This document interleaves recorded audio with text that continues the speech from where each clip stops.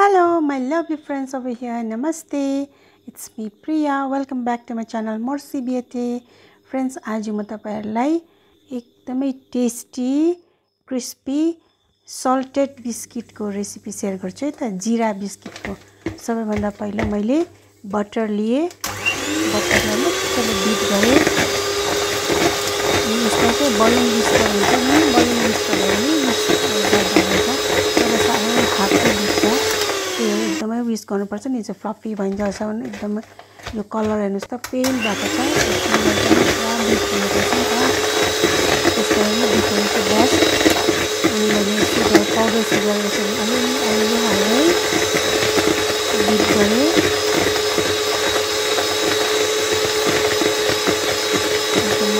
मैले 5 मिनटसम्म बिट गरेँ। त्यसपछि बाँकीको पाउडर सुगर पनि हालिदिएँ।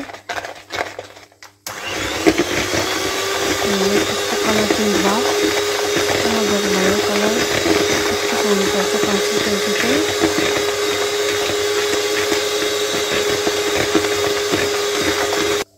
अब मैले यसमा मैदा मिक्स गरेँ, त्यसपछि कस्टर्ड पाउडर हालेँ।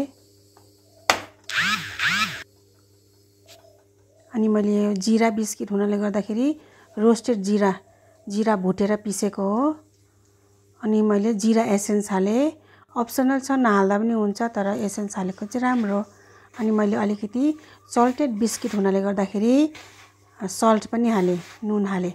फ्रेन्ड्स, यो रेसिपीको मेजरमेन्ट जति चाहिँ सबै मेरो डिस्क्रिप्सन बक्समा हुन्छ है त, तपाईहरुले त्यहाँ गएर फलो गर्न सक्नुहुन्छ। अनि यसलाई चाहिँ क्लिङ र्याप गरेर चाहिँ फ्रिजमा एकैछिन राख्नुपर्छ। एकैछिन 20 मिनट आधी घण्टासम्म राख्यो भने चाहिँ राम्रो हुन्छ। बेल्नुपर्छ नि त, यसलाई बेल्नु सक्छ भनेर मात्रै हो। यसलाई एकछिन फ्रिजमा राख्ने, सेट हुनु दिने। र सेट भइसकेपछि देखाउँछु है तपाईहरुलाई। सेट भइसकेपछि मैले खोल्दै छु।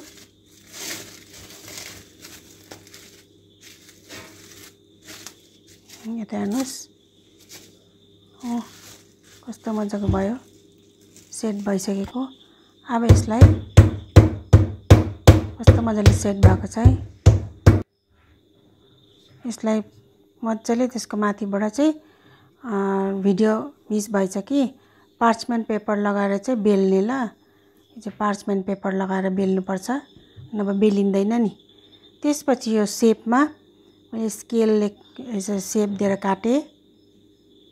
मार्केट स्टाइल कस्तो हुन्छ, मार्केट स्टाइल अलिक लामो लामो गरेर हुन्छ नि, जस्तो डिजाइनमा जस्तो साइजमा काट्दा पनि हुन्छ तपाईहरुले।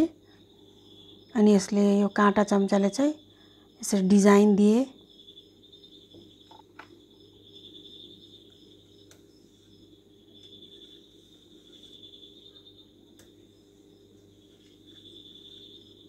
यसरी सेपमा काटिदिए।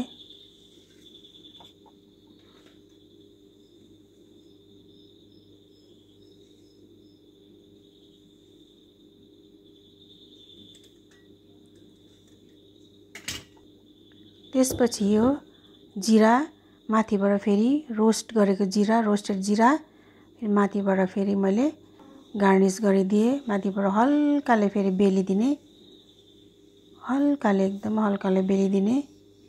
त्यसपछि फेरि लक भयो भने, यो काटेको लक भयो भने फेरि माथिबाट फेरि काट्दा हुन्छ त्यही सेपमा। अनि म आज तपाईहरुलाई भाँडामा, ओभन नहुनेले भाँडामा कसरी बनाउने त्यो पनि देखाउँछु है त। ओभन हुनुपर्छ नै भन्ने जरुरी छैन, तपाईले भाँडामा बेक गरेर पनि सक्नुहुन्छ। त्यही ओभनमा अलिकति छिटो हुन्छ भने भाँडामा चाहिँ अलिकति 5-10 मिनटको फरक पर्छ। यतिको हुन्छ यसरी। मैले यहाँ भाँडामा ढक्ने यो सिल्भरको ढक्नी होस् कि स्टिलको ढक्नी, माथिबाट चाहिँ बेकिङ पेपर हालेर चाहिँ यसरी मैले अलिकति देखाएको तपाईलाई। मैले यो प्रिहिट गरेर राखेको थिएँ डेक्ची, यो भाँडा चाहिँ प्रिहिट गरेर राखेको थिएँ। 10 मिनटसम्म एकदमै तातो हुन्छ, यसो आस्तेसँग हाल्नुपर्छ ल। अनि माथिबाट छोपिदिएर मैले आधी घण्टासम्म यसरी राखिदिएँ। 25 मिनेटमा हेर्नुपर्छ 20-25 मिनेटमा भएन भने चाहिँ फेरि उयो गर्नुपर्छ घरिघरि खोलेर हेर्नु हुँदैन है यहाँ यसो तातो छ नि त अहिले अलिक नरमै हुन्छ यहाँ सेलिसकेपछि देखाउँछु तपाईहरुलाई कस्तो दामी कलर त मजाको भयो है तो दामी भयो यो भाँचेर पनि देखाउँछु है ओभनमा चाहिँ 160 डिग्रीमा 20 मिनेटसम्म बेक गर्ने है त पहिला प्रिहिट गर्ने 10 मिनेट यहाँ टेक्सचर भाँचेको कटक आवाज खाएर पनि देखाउँछु है यम यम यम कस्तो मिठो हुन्छ ट्राई गरी हेर्नुस् थ्यांक यू फर वाचिङ